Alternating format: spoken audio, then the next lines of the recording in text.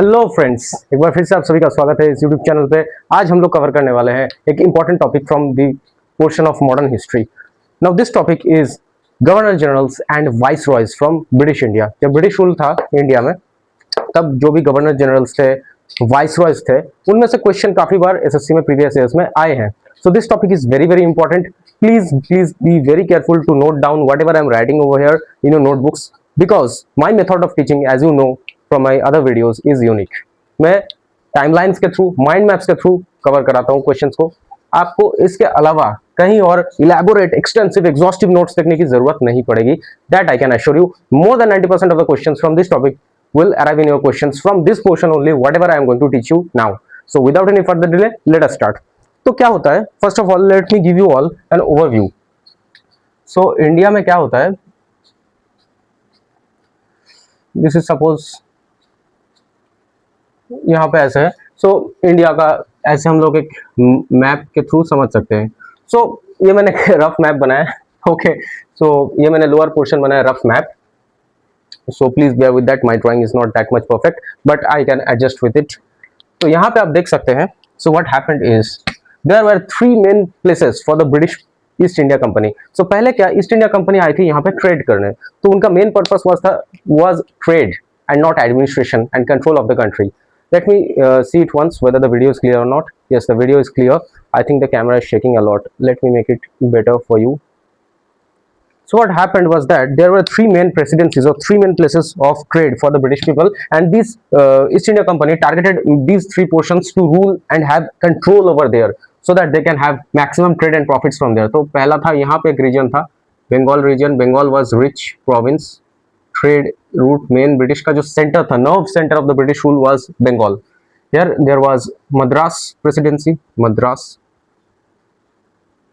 यहाँ पे आप देख सकते हैं, here is the Madras presidency, and somewhere around here is the Bombay presidency.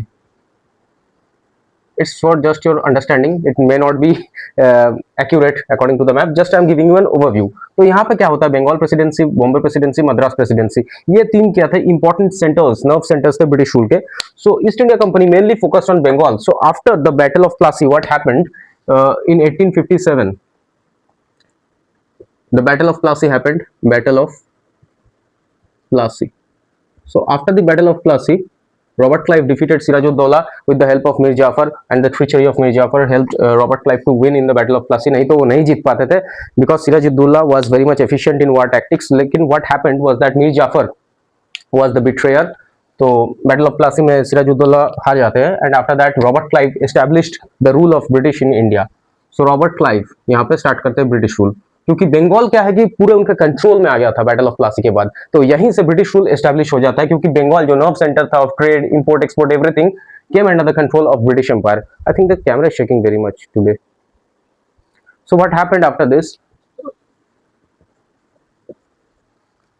three places were declared important: Bengal, Madras, Bombay.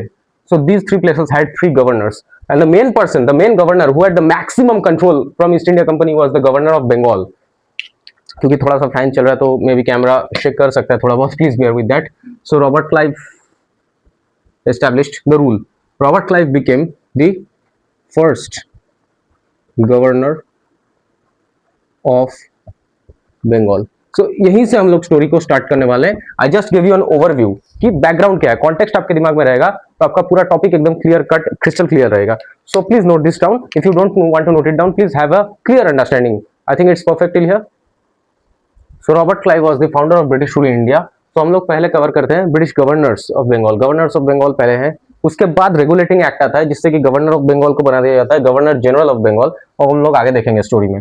So this is 1857। Okay, तो इनके बाद क्या होता है, ये चले जाते हैं वापस ब्रिटेन में, और इनके जगह पे दूसरे एक जन को बनाया जाता है गवर्नर। लेकिन फिर से आ जाता है नया इवेंट, बैटल ऑफ बक्सर, जिसमें हेक्टर मुनरो आते हैं ब्रिटिश की तरफ से, और मीर कासिम शुजा-उद-दौला का एक पैक्ट बनता है, लेकिन वो लोग बैटल हार जाते हैं। बहुत कोशिश करते हैं, they nearly won, but at last East India company defeated them.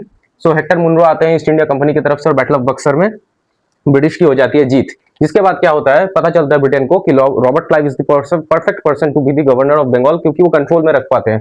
तो फिर से इनको बुलाया गया ब्रिटेन से, फिर से इनको गवर्नर बनाया जाता है। तो ये 2 बार बन चुके हैं गवर्नर ऑफ बंगाल, पहले 1857 से 17 sorry not 1857, I am wrong, it's 1757, sorry huge mistake, because मेरे दिमाग में चल रहा था वाइसरॉय का जो टेन्योर है। So that's another matter, that's after the revolt of 1857, I was having that at the back of my mind. So this is 1757, 1757 से 1760 तक चलता है आपका इनका पहला रेन। दूसरा रेन इनका आता है एक बार फिर से रॉबर्ट क्लाइव का, that's from again Robert Clive from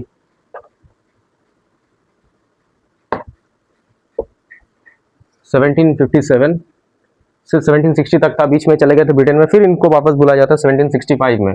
तो 1765 से इनका फिर एक रेंज चलता है 2-3 साल के लिए, फिर 1767 में ये वापस जाते हैं। तो यहाँ पे आके इन्होंने बैटल ऑफ बक्सर के बाद क्या किया था, इंपॉर्टेंट इवेंट्स कुछ है वो आप देख लीजिए। ट्रीटी ऑफ इलाहाबाद साइन हुआ था, जो शुजा-उद-दौला के साथ हुआ था। ट्रीटी ऑफ इलाहाबाद साइन हुआ कि फिर से कोई रिवोल्ट ना हो जाए, फिर से कोई बैटल ना हो जाए, इसके लिए ट्रीटी ऑफ इलाहाबाद को साइन कराया गया, ठीक है, शुजा-उद-दौला के साथ जो अवध के नवाब थे। ट्रीटी ऑफ इलाहाबाद इंपॉर्टेंट है, टाइम वेस्ट नहीं कर रहा हूँ, ये सबसे क्वेश्चन आए हैं। शुजा-उद-दौला, ठीक है, ट्रीटी ऑफ इलाहाबाद किसके साथ साइन हुआ, शुजा-उद-दौला। एक इंपॉर्टेंट इवेंट था, ये मैंने बताया आपको। बैटल ऑफ बक्सर के बाद ये होता है। बैटल ऑफ बक्सर कब हुआ था, battle of Buxar happened in 1764। Battle of Buxar हुआ था यहाँ पे 1764 में, बैटल ऑफ बक्सर। ये सब बैटल्स इंपॉर्टेंट बैटल्स है, ये मैं अलग एक टॉपिक में कवर कराऊंगा इंपॉर्टेंट बैटल्स में, लेकिन मैं यहाँ पे जस्ट आपको एक ओवरव्यू दे रहा हूँ। बैटल ऑफ बक्सर 1764 में, उसके बाद यहाँ पे रॉबर्ट क्लाइव आते हैं, ट्रीटी साइन करवाते हैं शुजा-उद-दौला से कि दूसरा कोई रिवोल्ट ना हो जाए। इसके बाद हम लोग आगे देखते हैं, या द कैमरा इज क्लियर। तो इसके बाद हम लोग थोड़ा और देखेंगे आगे कि क्या होता है इवेंट में। रॉबर्ट क्लाइव चले जाते हैं। रॉबर्ट क्लाइव के बाद हम लोग देख सकते हैं, अच्छा एक और चीज इंपॉर्टेंट है, दायरकी इन्होंने एस्टेब्लिश किया था, इसलिए इनको कहा जाता है father of dyarchy. He started the system of dyarchy, father of dyarchy, ठीक है, दायरकी सिस्टम इन्होंने स्टार्ट किया था, ठीक है। या फिर आप कैसे, what do mean by dyarchy? Dyarchy का मतलब एक सिंपल चीज है, डुअल गवर्नमेंट, मतलब एक हेड रहेंगे मेन गवर्नर ऑफ बंगाल, उसके अंडर में छोटे छोटे डिस्ट्रिक्ट्स में छोटे छोटे सब ऑफिसर्स रहेंगे जो रिपोर्ट करेंगे गवर्नर ऑफ बंगाल को। That is the system of dual government, मतलब एक सेंट्रल नर्व पावर रहेगा और उनके अंडर में दूसरे गवर्नमेंट रहेंगे जो रिपोर्ट करेंगे इनको। That's the dual government. तो father of dyarchy in Bengal, dual government इन्होंने एस्टैब्लिश किया था बंगाल में, ठीक है। अभी तक बंगाल की कहानी चल रही है, बंगाल की कहानी चल रही है। आगे जाके हम लोग देखेंगे जब गवर्नर जनरल ऑफ बंगाल हो जाएगा, गवर्नर ऑफ बंगाल से गवर्नर जनरल ऑफ बंगाल आ जाएगा, तब हम लोग देखेंगे दूसरे जो प्रेसिडेंसीज है, बॉम्बे और मद्रास प्रेसिडेंसी, वो सब भी रिपोर्ट करेंगे गवर्नर जनरल ऑफ बंगाल को। सो मैटर आगे का है। इनके बाद आते हैं एक इंपॉर्टेंट पर्सन जो हम लोग देखेंगे, please note this things down in your notebook. अभी आते हैं कहानी में एक बहुत ही इंपॉर्टेंट गवर्नर ऑफ बंगाल, जो कि गवर्नर जनरल ऑफ बंगाल भी बनेंगे, वारेन हेस्टिंग्स। बहुत इंपॉर्टेंट है, स्टार मार्क कर लीजिए, इनसे क्वेश्चन आता है एसएससी के किसी भी एग्जाम में, कभी भी टपक सकता है, जो मैं अभी आपको बताने जा रहा हूं इनसे रिलेटेड बात। सो वारेन हेस्टिंग्स, सो एक ब्रिटिश गवर्नमेंट एक चीज नोटिस कर रही थी कि जितने भी ये ऑफिसर्स आ रहे हैं ईस्ट इंडिया कंपनी के और रूल कर रहे हैं गवर्नर ऑफ बंगाल बनके, कंपनी का क्या है, हालत बहुत खराब हो रखा है। Company is not making profit, but this officers are becoming very rich. Corruption.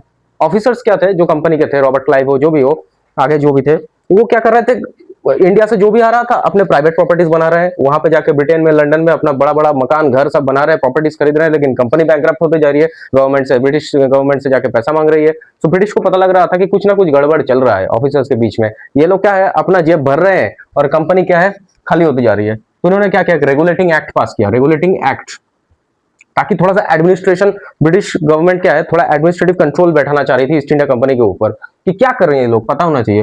Regulating act of 1772 आया, जिसमें क्या हुआ, गवर्नर ऑफ बंगाल को बना दिया गया गवर्नर जनरल ऑफ बंगाल, कि थोड़ा सा अकाउंटेबिलिटी बढ़ाए कि क्या चल रहा है भाई, बताना पड़ेगा तुम्हें। Governor general of Bengal,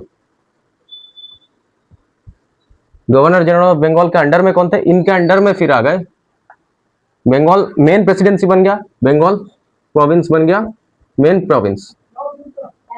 So Bengal province became the main province, and under the Governor General of Bengal, the Bombay Governor of Bombay, British Governor of Bombay and Madras would report to him. तो इससे क्या है, accountability बना रहेगा कि क्या चल रहा है भाई। तो यहां से एक चीज तो आप क्लियर देख सकते हैं, आप नोट कर सकते हैं। Warren Hastings was the last governor of Bengal, ठीक है, he was the last governor of Bengal. जो मैं बता रहा हूं वर्ड टू वर्ड नोट कीजिएगा, last governor of Bengal, first governor general of Bengal. Question ऐसे पूछे गए हैं एसएससी में, पीवाईक्यू में, चीज को नोट किया जाए कि क्या पूछा जा रहा है, उस चीज का आंसर आपको देना है। I hope the video is clear, या it's clear. Also one more thing, he was the first governor general of Bengal, first governor general of Bengal, ठीक है, फर्स्ट गवर्नर जनरल भी यही है। In his time only this regulating act came. सो क्या है, governor Bengal का जो पोस्ट है वो लास्ट यही का था, और first governor general of Bengal कौन है, वारेन हेस्टिंग्स ही है। यहां तक नोट कर लीजिए, उसके बाद हम लोग थोड़ा सा आगे देख लेते हैं क्या है। आई होप आप लोगों ने नोट कर लिया होगा। थोड़ा आगे अभी हम लोग देखेंगे। यहाँ पे मैं लिख रहा हूँ कुछ इंपॉर्टेंट बातें इनसे रिलेटेड। इन्होंने क्या किया, इन्होंने डुअल सिस्टम ऑफ एडमिनिस्ट्रेशन जो था, वारेन हेस्टिंग्स को क्या था कि पूरा कंट्रोल मेरे हाथ में होना चाहिए, ये डुअल सब चीज हटाओ भाई। See abolished, so he abolished Warren Hastings abolished dual system of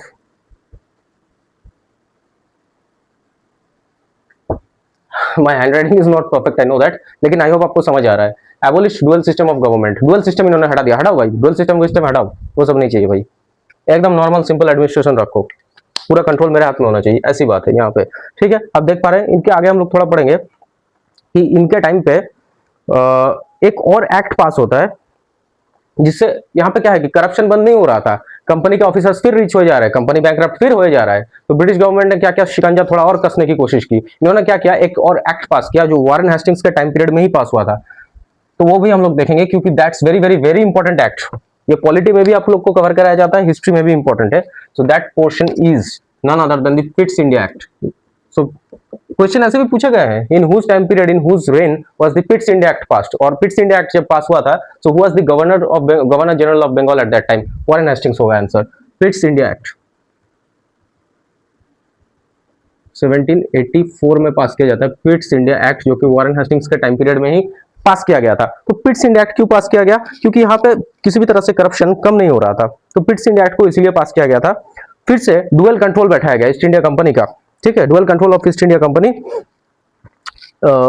and British government in India, मतलब ईस्ट इंडिया कंपनी और ब्रिटिश गवर्नमेंट दोनों का कंट्रोल रहेगा। ऐसा नहीं कि ईस्ट इंडिया कंपनी कुछ भी करते जाएगी अपने मनमानी से, ब्रिटिश गवर्नमेंट को इनको रिपोर्ट करना होगा, अकाउंटेबिलिटी देना होगा कि क्या चल रहा है भाई इंडिया में, जो भी कारोबार हो रहा है ईस्ट इंडिया कंपनी का, उसका रिपोर्ट देना पड़ेगा, accountability of East India Company to the British government. ये सब इंपॉर्टेंट एक्ट्स भी मैं अलग एक वीडियो में कवर करूंगा। I am sorry the pen fell from my hand. तो ये पेन क्या है, ये सब सुन के हाथ से उड़ के चला गया था। So after that what happened, पिट्स India act of 1784 was passed, dual control को एस्टैब्लिश किया गया ताकि ब्रिटिश गवर्नमेंट की अकाउंटेबिलिटी रहे। ये जो भी इंपॉर्टेंट एक्ट्स है ये मैं एक अलग वीडियो में कवर कराऊंगा आपके लिए। So no need to worry about all this things, just note this down in your notebook from the point of view of modern history. So first Anglo Maratha war भी इनके ही रेन में हुआ था, first Anglo Maratha war, first Anglo Maratha war, इसका एक outcome क्या था, फर्स्ट एंग्लो मराठा वार, ये सब इंपॉर्टेंट वर्ड्स में कवर कराऊंगा अलग वीडियो में, please note this down in your notebook from the point of view of this topic, ठीक है, वीडियो क्लियर है।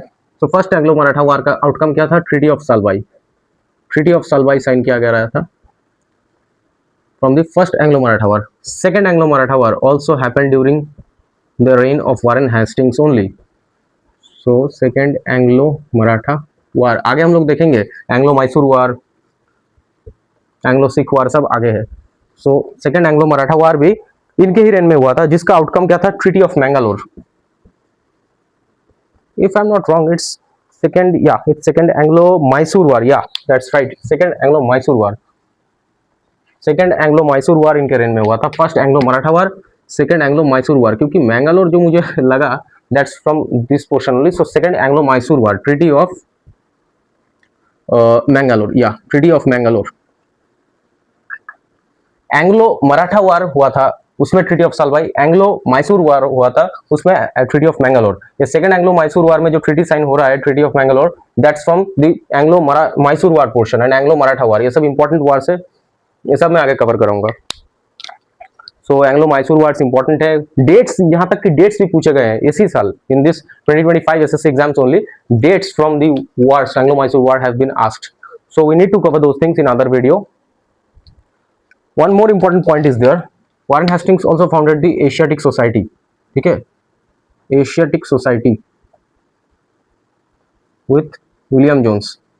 विलियम जोन्स के साथ मिलके इन्होंने एशियाटिक सोसाइटी में नोट्स के फॉर्म में लिख रहा हूँ, ठीक है, not elaborate lines, just the key points and keywords, एक गो में देखेंगे आपको सब याद हो जाएगा। तो एशियाटिक सोसाइटी जो इन्होंने फाउंडर है वो भी यही है, एशियाटिक सोसाइटी, इन्होंने कलकत्ता में founded Asiatic Society of Bengal in Calcutta with the help of William Jones, तो वो भी इनका ही काम है।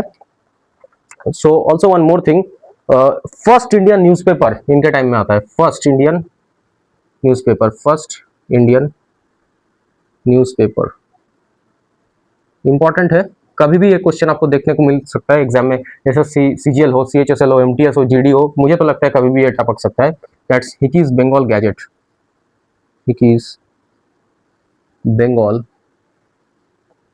गैजेट, हिकीज बंगाल गैजेट, ये नाम इंपॉर्टेंट है, Hicky's Bengal Gazette, please note down कर लीजिएगा उसको, क्योंकि that's important. First Indian newspaper जो कि आया था कब, मुझे तो ये स्टार मार्क करने लायक लगता है। फर्स्ट इंडियन न्यूज़पेपर आया था वारेन हेस्टिंग्स के टाइम में, जिसका नाम था हिकीज बंगाल गैजेट। अगर आपको पूछा जाए कि किसने ये स्टार्ट किया था, तो जेम्स अगस्टस, ठीक है, Hicky's Bengal Gazette was the newspaper from James Augustus. तो कौन इसके फाउंडर थे, let me write it down in another ink, James Augustus.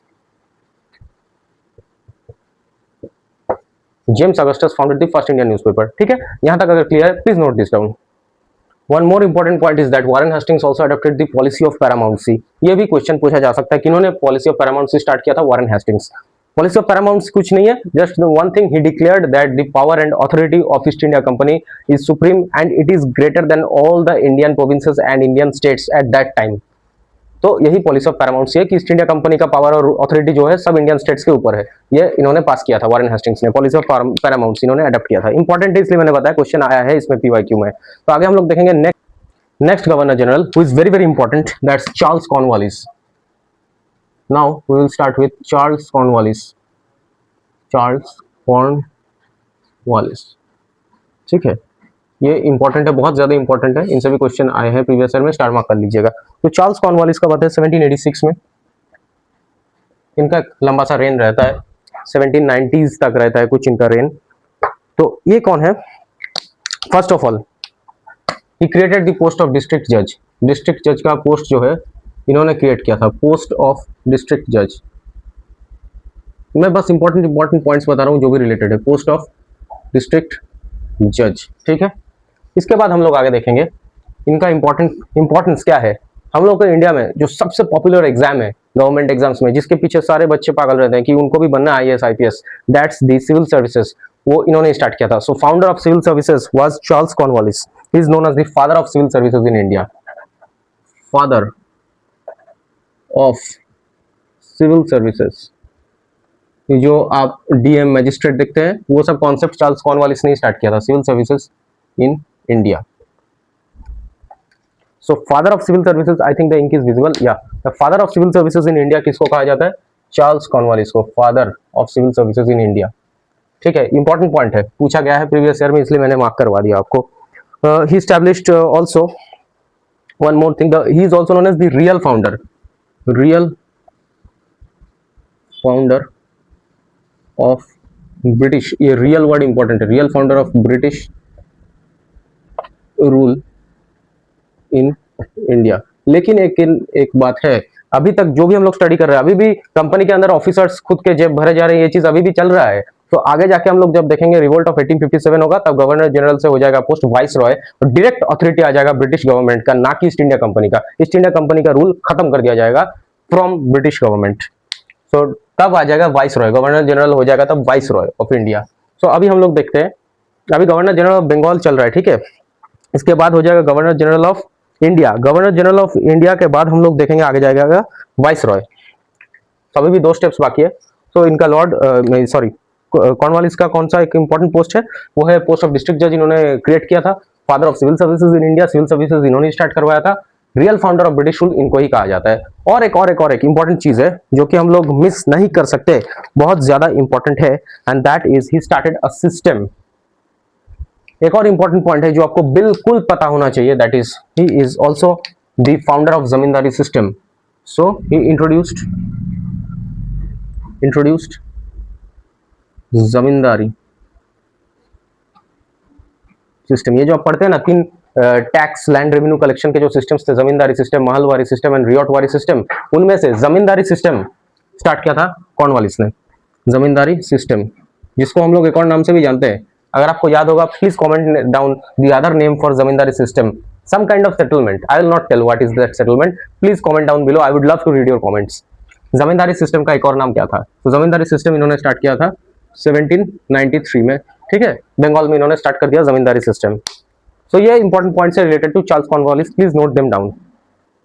Also one more thing, he Cornwallis, two more important points I would like to add on. Cornwallis जो थे, he started a mint in Calcutta, ठीक है, इन्होंने एक mint establish कराया था, mint in Calcutta. Also he started a Sanskrit college, Sanskrit college भी इन्होंने एक स्टार्ट करवाया था, ऑल्सो अगेन इन कैलकाटा, ठीक है, एक संस्कृत कॉलेज और एक मिंट स्टार्ट किया था इन्होंने कैलकाटा में। ये दो इंपॉर्टेंट पॉइंट्स है, ये नोट कर लीजिएगा। Sorry, the Sanskrit college in Banaras, Sanskrit college of Banaras, ठीक है, संस्कृत कॉलेज ऑफ बनारस जो है स्टार्ट हुआ था कॉर्नवालिस के टाइम पे ही। One more thing I would like to add on, Sanskrit college जो बनारस में था वो जोनाथन डंकन के साथ इन्होंने स्टार्ट किया था। सो जोनाथन डंकन,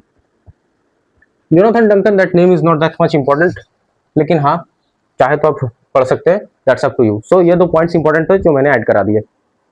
अब बीच में आता है John Shore, John Shore came, John Shore is not important, so I am just writing his name for your reference, ताकि आपका स्टोरी चलता रहे दिमाग में।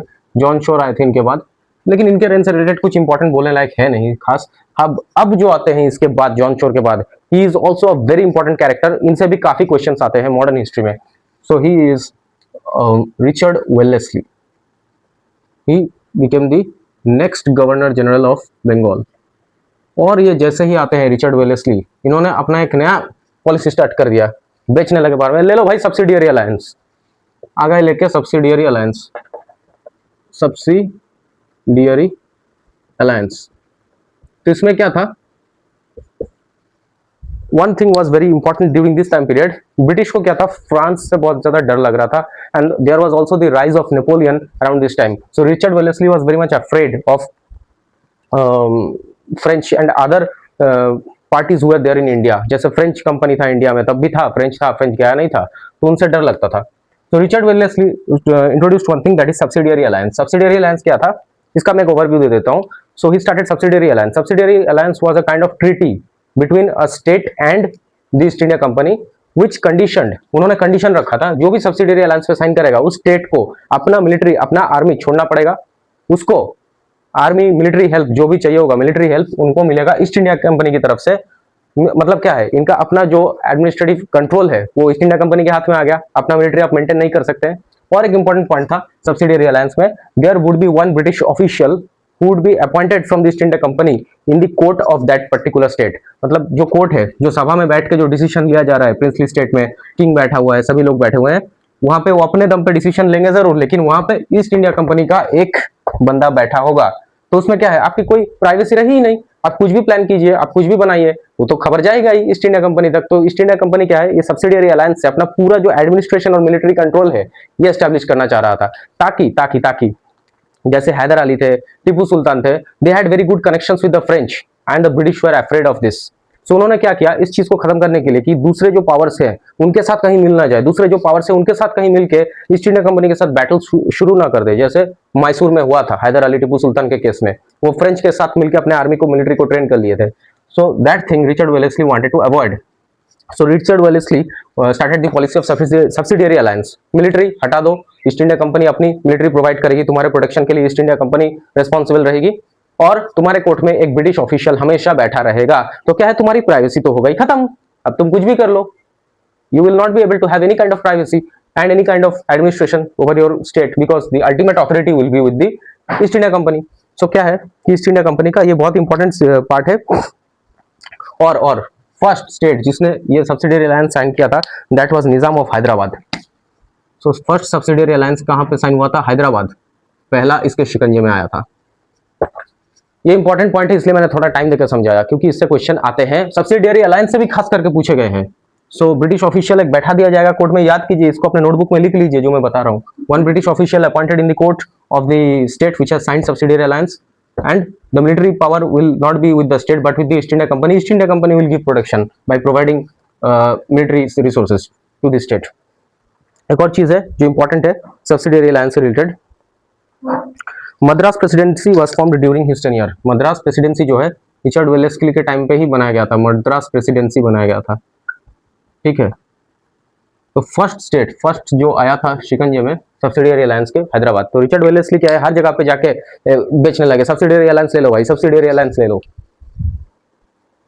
इनके टाइम पे ही फोर्थ एंग्लो मैसूर वार हुआ था, फोर्थ एंग्लो मैसूर वार। ये 4 वार्स हुए थे एंग्लो मैसूर वार, वो हम लोग कवर करेंगे अलग से, अलग वीडियो में, इंपॉर्टेंट है। फोर्थ एंग्लो मैसूर वार में क्या हो जाता है, बैटल खत्म हो जाता है मैसूर के साथ, मैसूर को अल्टीमेटली जो उड़िया डायनेस्टी है उनके हाथ में दे दिया जाता है और उनसे सब्सिडियरी अलायंस साइन करवा लिया जाता है। तो अल्टीमेटली मैसूर आ गया था ब्रिटिश ईस्ट इंडिया कंपनी के कंट्रोल के अंडर। तो डेथ ऑफ टीपू सुल्तान लड़ते हुए बैटलफील्ड में उनकी डेथ हो जाती है, टीपू सुल्तान। और ये मैसूर के साथ जो सालों से आता हुआ युद्ध है खत्म होता है finally, and finally unfortunately East India company won and it handed over the empire of Mysore to the Wodeyar dynasty, और उनसे साइन करवा लिया जाता है subsidiary alliance. And also one more thing, second Anglo Maratha war was also fought during his time, he fought in the second Anglo Maratha war also. Maratha war अभी खत्म नहीं हुआ है, मराठा लास्ट स्टेट है जो इनके शिकंजे में आता है, मतलब last prominent power, Anglo Maratha war. Second Anglo Maratha war, fourth Anglo Mysore war, Madras presidency, subsidiary alliance, जिसका फर्स्ट स्टेट हैदराबाद है। पूरा समरी यहीं पे लिखा हुआ है, please note this down. Also one more thing, he established Fort William college. Fort William college इन्होंने ही एस्टैब्लिश करवाया था, एस्टैब्लिश्ड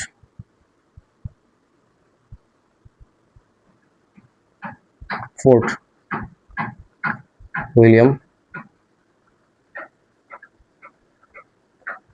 कॉलेज, ठीक है। फोर्ट विलियम कॉलेज के फाउंडर भी यही हैं। और एक चीज है, कलकत्ता में हुआ था for the training of civil servants, Calcutta में 1800 में हुआ था, ठीक है। ये चीज इंपॉर्टेंट है, नोट डाउन कर लीजिएगा। सो आई होप यहाँ तक आपने नोट कर लिया होगा। हम लोग थोड़ा और आगे बढ़ेंगे और देखेंगे क्या हो रहा है। अब आगे आ जाते हैं लॉर्ड मिंटो वन, जिनको कहा गया है। So Lord Minto one came, Lord Minto one he came. इनके टाइम पे एक ही इंपॉर्टेंट इवेंट है, ट्रीटी ऑफ अमृतसर साइन होता है with Maharaja Ranjit Singh, treaty of Amritsar किसके साथ हुआ था? So treaty of Amritsar was signed with Maharaja Ranjit Singh.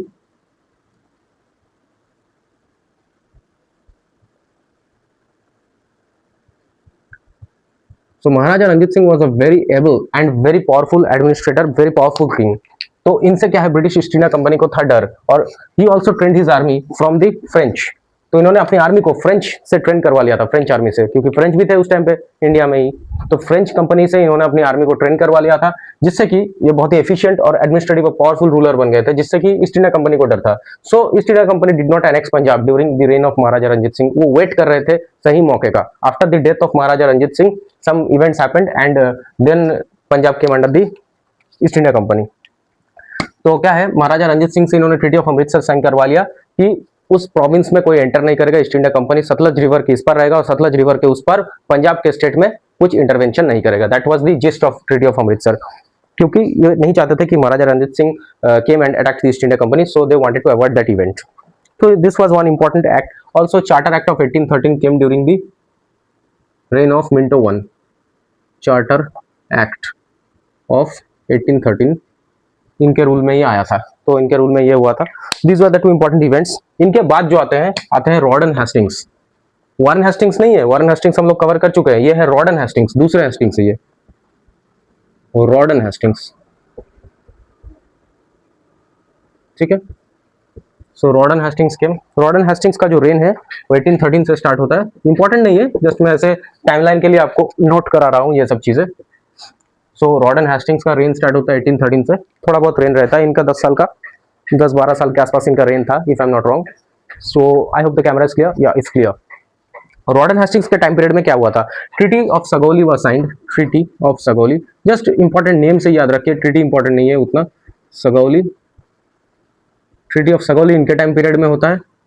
एक और इंपॉर्टेंट चीज जो है एंग्लो नेपोलिस वॉर होता है इनके टाइम पीरियड में, क्योंकि ब्रिटिश का जो था ईस्ट इंडिया कंपनी का प्रॉब्लम नेपाल के साथ भी चल रहा था उस टाइम पे। So what happened was that Anglo Nepalese war happened during his reign, Anglo Nepalese war इनके टाइम पीरियड में हुआ था, रॉर्डन हेस्टिंग्स के टाइम पीरियड में। Creation of Bombay presidency, Madras presidency was created during the reign of Wellesley, और Bombay presidency was created during the reign of Lord Hastings. So Bombay presidency का creation होता है, Bombay presidency was created during the reign of Lord Hastings as the governor general of Bengal. Also, one more thing happened. He introduced the Mahalwari system. Actually, he did not introduced by Holt Mackenzie, but it was introduced during the reign of Rawdon Hastings. Mahalwari system. Mahalwari system start किया जाता है during the reign of Rawdon Hastings. And Mahalwari system introduce इन्होंने नहीं करवाया था, Mahalwari इनका idea नहीं था, ये आइडिया था जिसका था उसका नाम मैं यहाँ पे लिख रहा हूँ, that is important, name is important, Holt, HOLT, Holt Mackenzie. So it was the idea of Holt Mackenzie to start mahalwari system. Mahalwari system was introduced in the north western province mainly. इसके बाद जो आते हैं that's not that much important. इनके बाद आते हैं Lord Amherst, that's not very much important, Lord Amherst not much important, but इनके बाद जो आते हैं that's very very important. Company में करप्शन तो अभी भी चल रहा है जैसे मैंने बताया था। तो 1833 में फिर से एक चार्टर एक्ट पास किया जाता है गवर्नमेंट ऑफ ब्रिटेन की तरफ से कि ईस्ट इंडिया कंपनी के ऊपर और शिकंजा कसा जाए, इसको डायरेक्टली बनाया जाए ऐसा कि डायरेक्ट रिपोर्ट करे ब्रिटिश गवर्नमेंट को, क्योंकि कुछ भी चल रहा है, ऑफिसर्स रिच पे रिच हो जा रहे हैं, कंपनी बैंकरप्ट हो जा रही है। सो व्हाट हैपेंड, एक एक्ट पास किया जाता है 1833 में जिससे कि गवर्नर जनरल ऑफ बंगाल को बना दिया जाता है governor general of India, and he would report to the British government. तो इससे क्या होता है, अभी भी ईस्ट इंडिया कंपनी है, ईस्ट इंडिया कंपनी गया नहीं है। So what happened, William Bentinck, most important person from this time period, William Bentinck, not most important but one of the most important I would say, इनसे काफी बार question आए हैं इसीलिए PYQ में।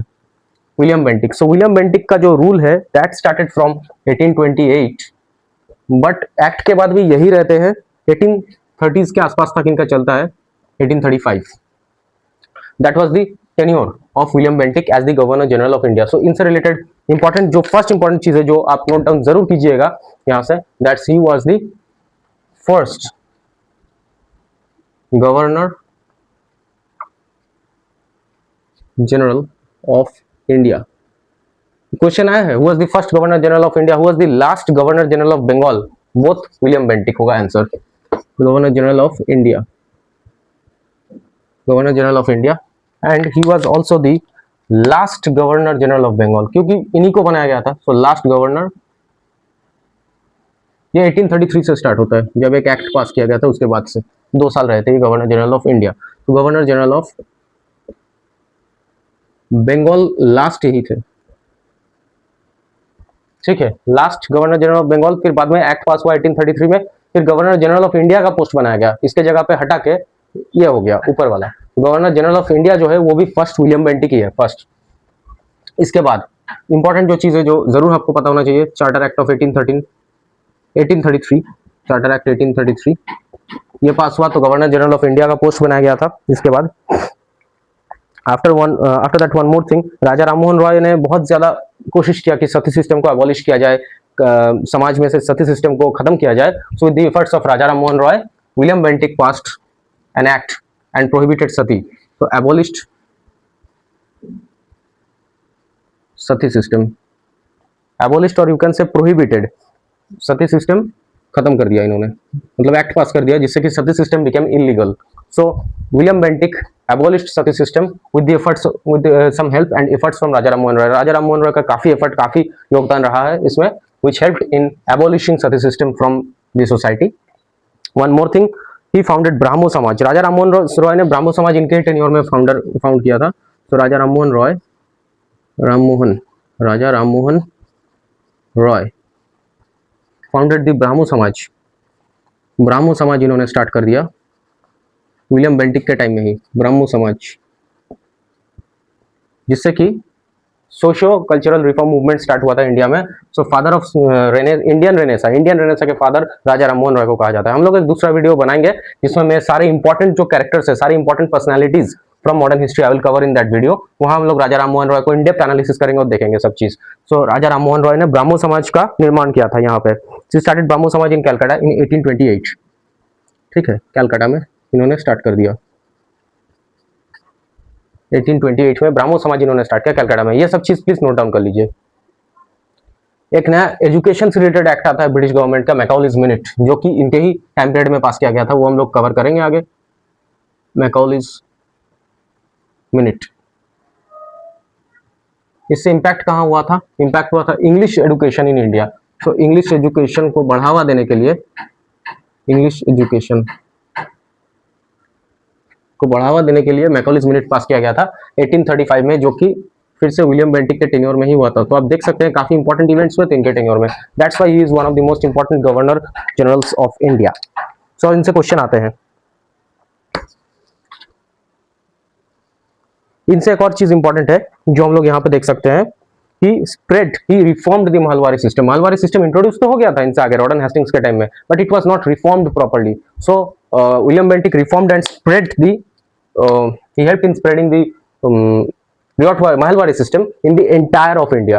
So he reformed. अगर पूछा जाए आपसे क्वेश्चन, who introduced, तीन तरीके के क्वेश्चन यहाँ से बन सकते हैं। Who introduced the Mahalwari system in India? That would be Holt Mackenzie. In whose reign was Mahalwari system implemented? इसका आंसर हो जाएगा हम लोग के पास कौन? रॉर्डन Hastings. And in whose reign was the Mahalwari system reformed, और who reformed the Mahalwari system? वो हो जाएगा विलियम बेंटिक।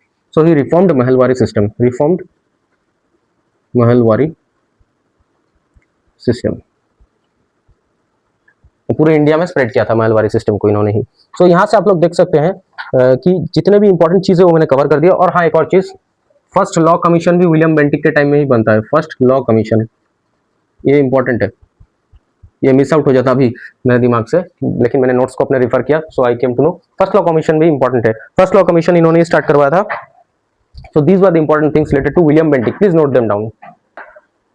आज का वीडियो यहीं तक रखते हैं, because the video will be very very lengthy and you will feel very boring इसके बाद अगर आगे मैं कंटिन्यू करता हूँ। तो this would be part 1 from your governor generals and viceroys from the British rule in India.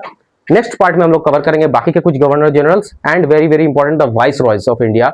So वहां से भी कुछ इंपॉर्टेंट पोर्शन है, हम लोग कवर करेंगे। आई होप यहाँ तक आपको वीडियो अच्छा लगा होगा। अगर वीडियो आपको अच्छा लगा है and if you found it helpful for your preparation of SSC exams, please make sure to like this video, subscribe to the channel and please press the bell icon and please share this video with your friends so that they can also have the benefit in their preparation for SSC exams. All the best for your exams.